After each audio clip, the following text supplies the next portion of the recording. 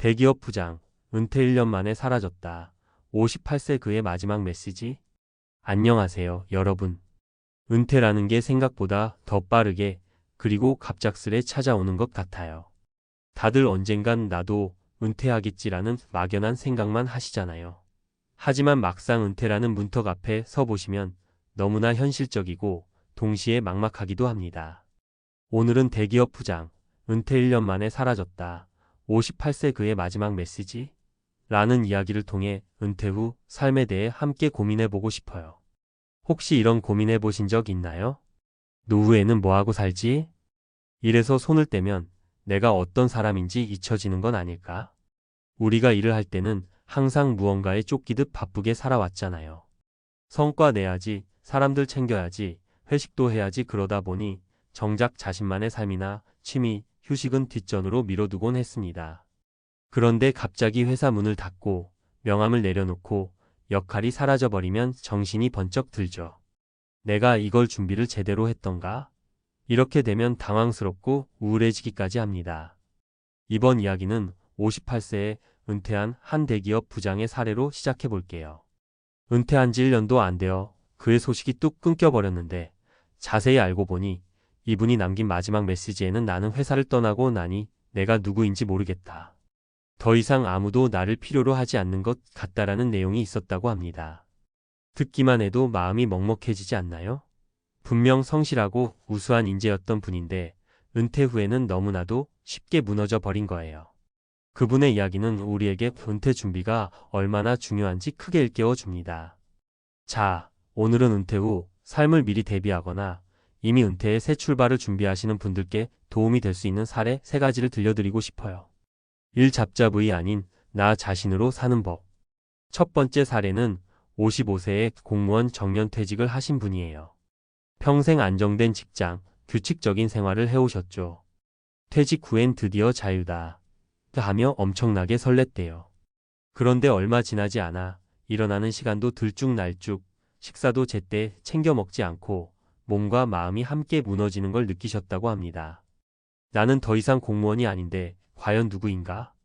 이 질문이 마치 블랙홀처럼 그분의 삶을 빨아들였다는 거예요. 결국 이분은 도서관에 가서 이런저런 책을 읽고 무료 강좌에 참석하면서 공무원이라는 타이틀이 아니라 나 자신으로 살 수 있는 길을 찾기 시작하셨답니다. 동네 주민센터나 구청을 통해 노인 일자리, 봉사활동 등을 알아보며 직접 부딪히고 때론 소규모 동호회에도 참여하며 새 친구를 만들었다고 하시더라고요. 한 인터뷰에서 그러시더군요. 이제야 내가 진짜 좋아하는 것이 뭔지 알아가는 중입니다. 여기서 우리가 배울 점은 은퇴 후에도 나만의 정체성을 찾아야 한다는 거예요. 회사를 다닐 때는 업무가 내 삶의 많은 부분을 차지하기 마련입니다. 하지만 결국 직함이 사라져도 남는 건 나 자신이라는 사실 꼭 잊지 않으셨으면 좋겠어요. 이 경제적 안전망이 없으면 마음도 흔들린다. 두 번째 사례는 60세에 퇴직하신 오랜 기간 은행에서 근무하셨던 분이에요. 한 은행 지점장이셨는데 비교적 탄탄하게 노후 준비를 했다고 자부했답니다. 그런데 막상 퇴직금으로 가게를 차렸다가 코로나 시기를 거치면서 손해를 크게 본 거예요.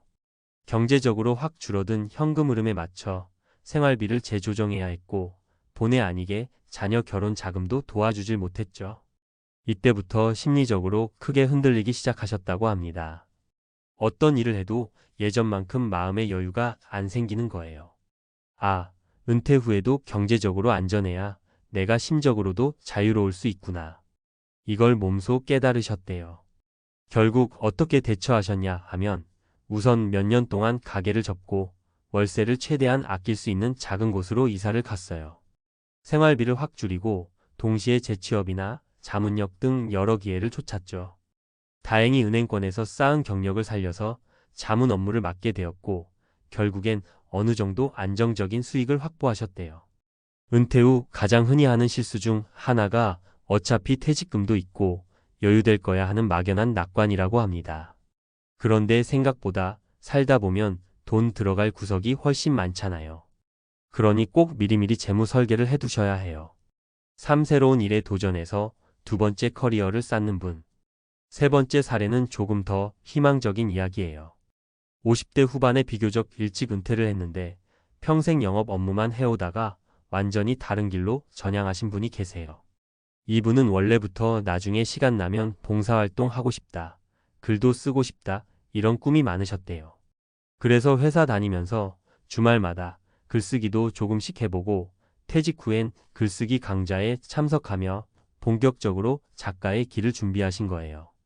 물론 처음에는 글이 잘 안 써져서 괴로워하기도 하고 내가 괜한 짓을 하나? 자책도 하셨다고 해요. 그런데도 꾸준히 노력하셨더니 어느 순간부터는 개인 블로그나 잡지에 서평을 써서 원고료를 받게 되고 나중에는 작은 책까지 내셨다고 합니다. 이분 말씀은 이렇습니다. 우리에게 주어진 시간은 생각보다 길어요. 은퇴했다고 끝이 아니고 사실상 또 다른 시작이죠. 꾸준히 뭔가에 도전하다 보니 새로운 길이 열렸습니다. 정말 멋있지 않나요? 이렇게 은퇴 후에도 새로운 꿈을 펼치는 분을 보면 정말 큰 용기와 영감을 얻게 돼요. 마무리하며 여러분, 은퇴라는 것은 끝이 아니라 어쩌면 또 다른 시작이에요. 오랫동안 몸담았던 자리에서 내려온다는 건 분명 쉬운 일이 아니죠. 한평생 애정을 쏟아온 곳이니만큼 허탈감도 있고 스스로가 쓸모없어 보이는 순간도 느낄 수 있어요. 오늘 소개해드린 첫 사례처럼 한순간에 무너지고 주변과 단절되어 버리는 상황은 누구에게나 일어날 수 있습니다. 하지만 조금만 시야를 달리 보면 은퇴 후의 삶은 우리가 정말 하고 싶은 것들을 실현할 수 있는 좋은 기회이기도 해요. 공무원 정년퇴직 사례처럼 나 자신을 발견하는 시간이 될 수도 있고 은행 지점장 사례처럼 새로운 재무적 기반을 다시 다지는 계기가 될 수도 있죠. 또 글쓰기로 인생 2막을 시작하신 분처럼 완전히 새로운 커리어를 쌓는 재미도 만끽할 수 있습니다. 결국 핵심은 미리 준비하고 은퇴 이후에도 과감히 도전하려는 마음가짐인 것 같아요. 우리 모두 각자의 자리에서 더 나은 은퇴 후 삶을 꿈꾸며 오늘 하루도 힘차게 살아가 보면 어떨까요? 혹시 지금 은퇴가 얼마 남지 않아 불안하시다면 오늘 이야기가 작은 위로와 동기부여가 되었으면 좋겠습니다. 여러분이 어떤 길을 가시든 은퇴 이후 삶도 결코 포기하지 않고 나만의 방식으로 잘 살아내시길 진심으로 응원할게요. 대기업 부장, 은퇴 1년 만에 사라졌다. 58세 그의 마지막 메시지? 가 우리에게 준 교훈, 오늘 꼭 마음에 새기고 돌아가셨으면 좋겠습니다.